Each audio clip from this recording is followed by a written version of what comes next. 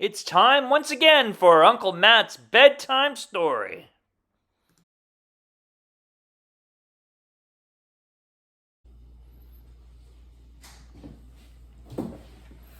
Hello everybody, it's Uncle Matt and I'm here to read you another bedtime story.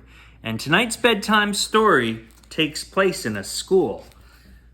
The Smallest Girl in the Smallest Grade by Justin Roberts and illustrated by Christian Robinson. Are you ready? Here we go.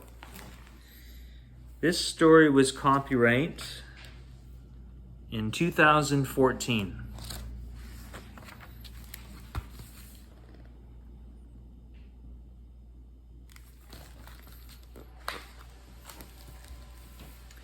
Hardly anyone noticed young Sally McCabe.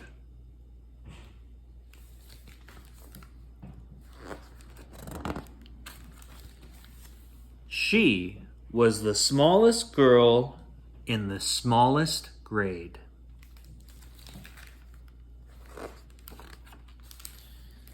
Sure, her name could be heard in the daily roll call, and she marched with her books down the same school hall, but hardly anyone noticed young Sally McCabe.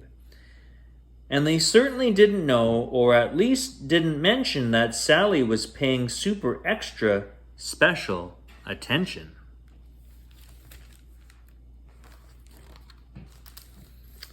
To the abandoned kite with the tangled string, to the 27 keys on the janitor ring, to the leaves as they turn green to gold in the fall, to the time Tommy Torino was tripped in the hall.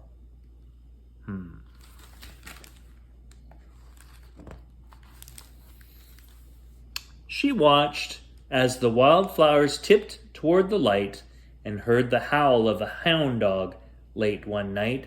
She was there when the stray cats who normally fought conducted a meeting in the church parking lot. Cat church.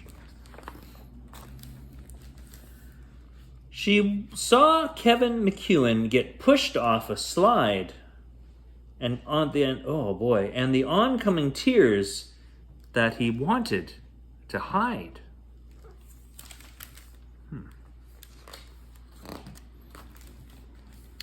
And she'll never forget that parent-teacher day when Billy's much larger father suddenly dragged him away.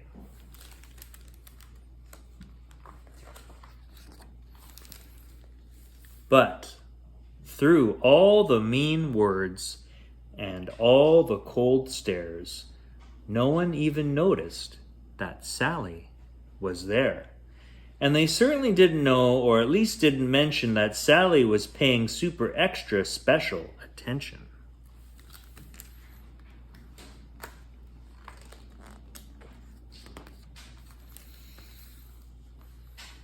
She'd seen how a whisper could make someone cower like a bulldozer crushing through fields of wild flowers, and it kept piling up, this discarded debris, those beautiful kites tangled in trees.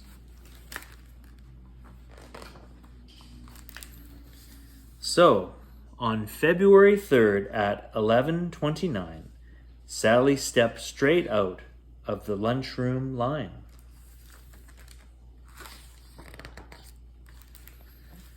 She said, "I'm tired of seeing this terrible stuff. Stop hurting each other. This is enough." Now, if you laughed out loud or didn't care that there was some girl with her hand in the air, but then something super extra special happened that day as Howard O. Henry suddenly set down his tray.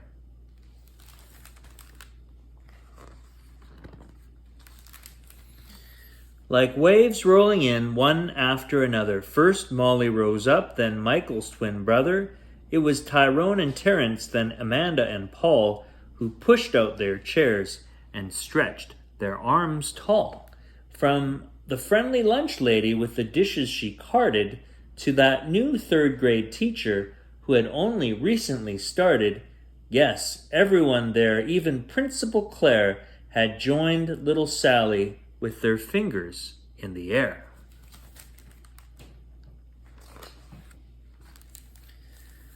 And though hound dogs were destined to howl at night, and most stray cat meetings would end up as fights, and kites would continue to get stuck in trees, they all felt for a moment like the janitor's keys, fastened together with a heavy steel ring that held all the secrets to unlock everything.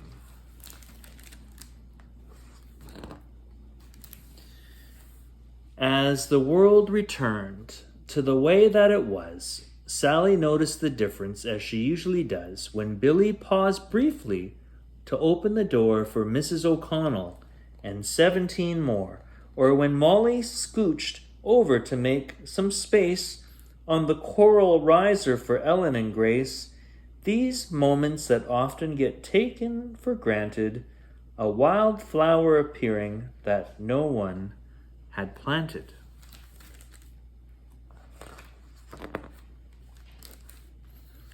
The swings soon resumed their rhythm and sway, and day turned to night and night turned to day.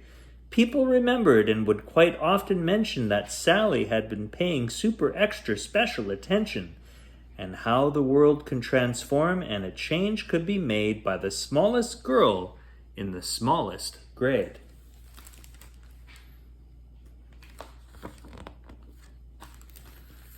The end. All right. Well, thank you very much to the smallest girl in the smallest grade, Sally McCabe. You made a difference. That is all the time we have for Uncle Matt's bedtime story.